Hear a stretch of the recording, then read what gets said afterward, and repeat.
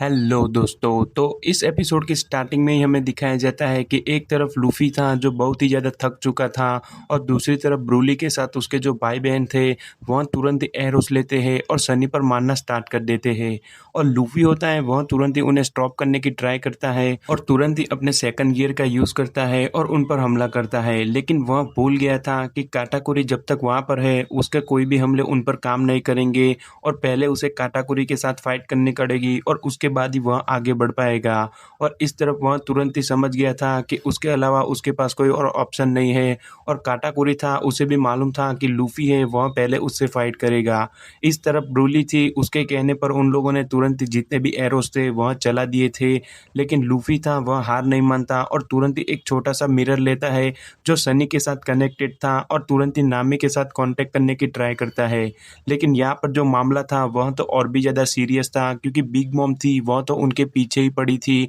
और इस तरफ जितने भी लोग थे वह सब तो बहुत ही ज़्यादा डरे हुए थे। लेकिन जैसे-तैसे करके वहाँ पर जितने भी लोग थे वह अंडर कंट्रोल में आते हैं और फाइनली अपना लूफ़ी होता है वह नामी के साथ कॉन्टैक्ट करता है और कहता है कि तुम्हें जल्द से जल्द जाना होगा और हमारी शिप में जितने भी मिरर है उन सबको तोड़ना होगा क्योंकि यहाँ पर जो मेरा अपोनेंट है वह सचमुच में बहुत ही ज़्यादा पावरफुल है और उसे हराने के लिए मुझे सब कुछ करना पड़ेगा। और इतना ही सुनकर वह लोग देखते हैं कि उनकी शिप पर ऑलरेडी आग लग चुकी थी और उसके बाद हमें सीन दिखाया जाता है सांजी का। सांजी था वह तो केक बनाने में एकदम बिजी हो गया था और उसके साथ जितने भी लोग थे वह सब उसकी मदद भी कर रहे थे और उन्हें मालूम था कि उनके पास ज़्यादा टाइम नहीं है और उन्हें ज़्यादा टाइम वेस्ट भी नहीं करना है। और इस तरफ पुडिंग थी वह तो तुरंत ही सांजी की कुकिंग स्किल देखती है और उसके ऊपर फिदा हो जाती है। और फाइनली लूफी था, उसने इन लोग को कह दिया था कि आखिरकार काटाकुरी है वह कितना ज़्यादा पावरफुल है और उसको हराने के लिए उसे जो चाहे वो करना पड़ेगा। इस तरफ लूफी था वह तो और भी ज़्यादा टेंशन में आ गया था क्योंकि उसके सामने काटाकुरी था और दूसरी तरफ उसके क्रू के मेंबर के सामने बिग मॉम, पेरेस्पेरो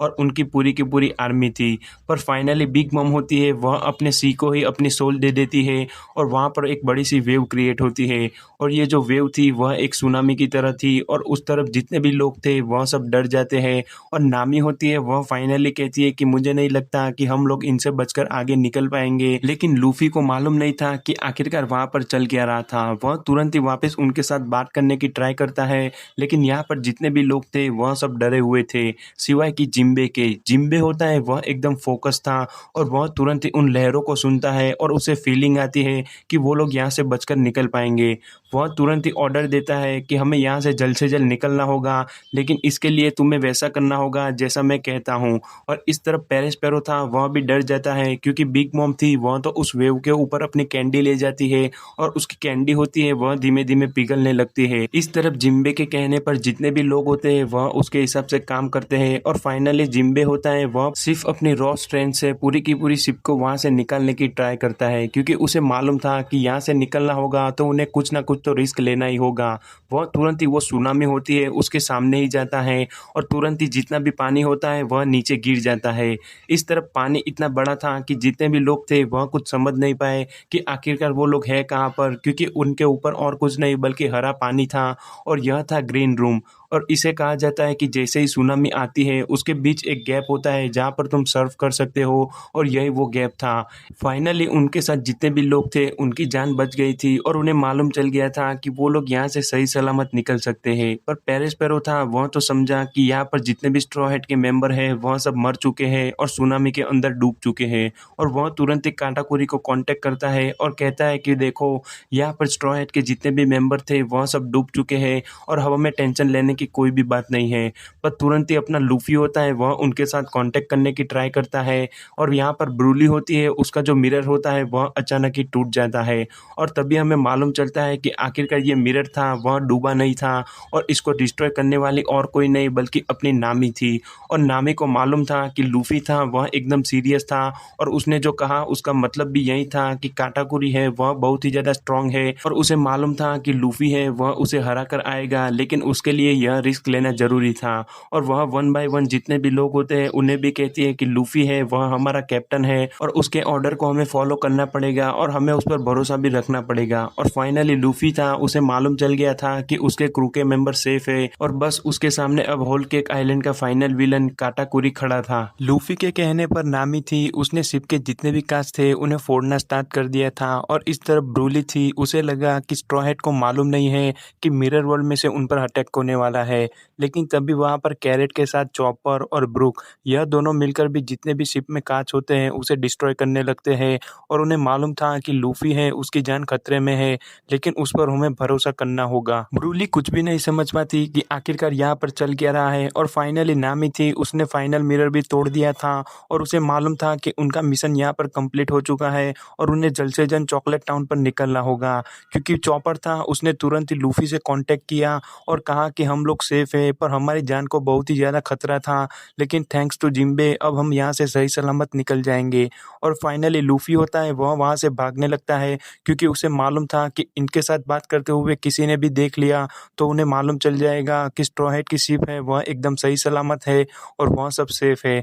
और फाइनली नामी होती है, वह उसे पूरा प्लान समझा देती है और वो तुरंत ही लूफ़ी से कहती है कि हम तुम्हारा चॉकलेट टाउन पर वेट करेंगे और तुम्हें वहाँ पर जल्द से जल्द आना होगा, लेकिन हमें पहुँचते हुए वहाँ पर 10 घंटे होंगे, इसलिए तुम्हें तब तक वहाँ पर टिके रहना होगा। और दोस्तों, लूफ़ी कुछ बोले उसके पहले ही काटाकुरी था, उसने उस पर हमला कर दिया और उसके पास जितना भी पावर था उसे तोड़ दिया। और फाइनली लूफ़ी होता है वह अपने चिल्लाने की आवाज़ को बहुत ही ज़्यादा कम कर देता है, क्योंकि उसे मालूम था कि अगर वो यहाँ पर फाइट कर रहा है और उसके दोस्तों को मालूम चला कि लूफ़ी की फाइट बहुत ही ज़्यादा टफ है, वह लोग और भी ज़्यादा टेंशन में आ जाएंगे। और लूफ़ी था वह ऐसा बिल्कुल भी नहीं चाहता था। काटाकुरी था वह तो बहुत ही ज़्यादा सीरियस था और वह लूफ़ी को एक चांस भी नहीं देता कि वह रिकवर हो पाए और वह तुरंत ही उस पर वापस जितने भी अटैक होते हैं उन्हें स्टार्ट कर देता है। लेकिन दूसरी तरफ लूफ़ी था, जिसे तो कोई चांस भी नहीं मिल रहा था और वो बस मार खाए जा रहा था। और जैसे ही वह वापस उनका कांटेक्ट करने की ट्राई करता है, इस तरफ काटाकुरी होता है वह एलिफेंट गन का यूज़ करता है और तुरंत ही अपने किक से लूफ़ी को और भी ज़्यादा इंजर्ड कर देता है। लेकिन लूफ़ी होता है वह हंसते हंसते उस मिरर में कहता है कि तुम लोग वहाँ पर पहुँचो, तुम मेरी फिक्र बिल्कुल भी मत करना,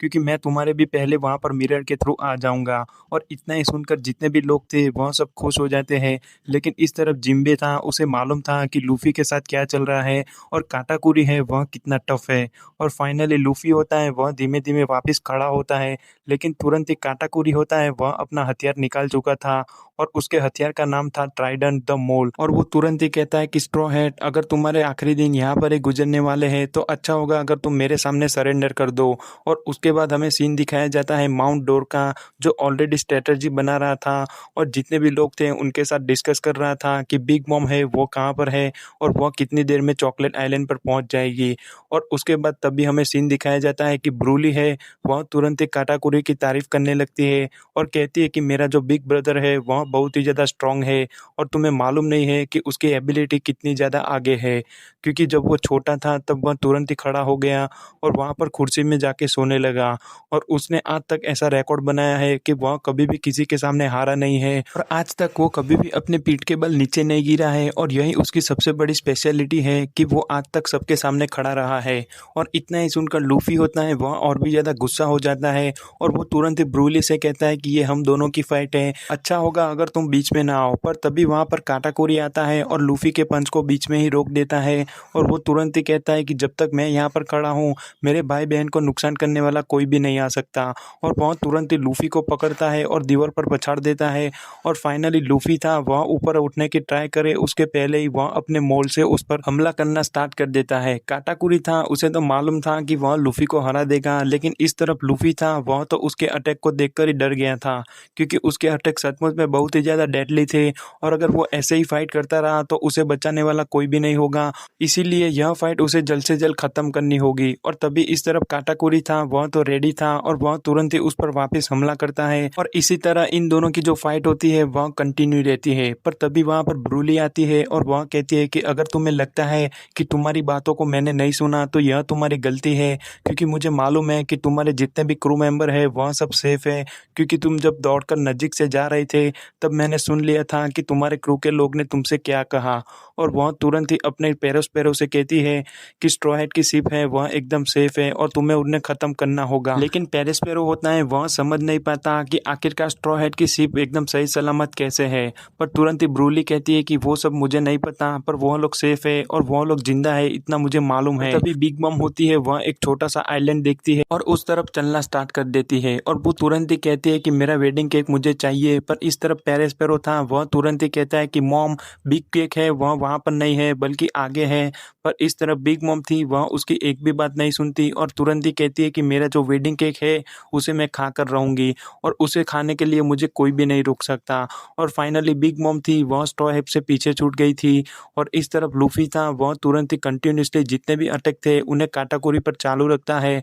पर काटाकुरी था, वह सचमुच में बहुत ही ज़्यादा स्ट्रांग था और लूफी के जितने भी अटैक थे उन्हें वह एकदम आसानी से डॉज भी कर रहा था और उनका सामना भी कर रहा था। और इनकी फाइट अब कब तक चलेगी वह तो डिस्कस नहीं हुआ है, पर काटाकुरी था, वह तुरंत ही वापस फ्यूचर को देखता है और कहता है कि तुम कोई भी टेक्निक यूज़ कर लो, यह सब एकदम यूजलेस है। पर फाइनली लूफी होता है, वह इतनी आसानी से हार नहीं मानता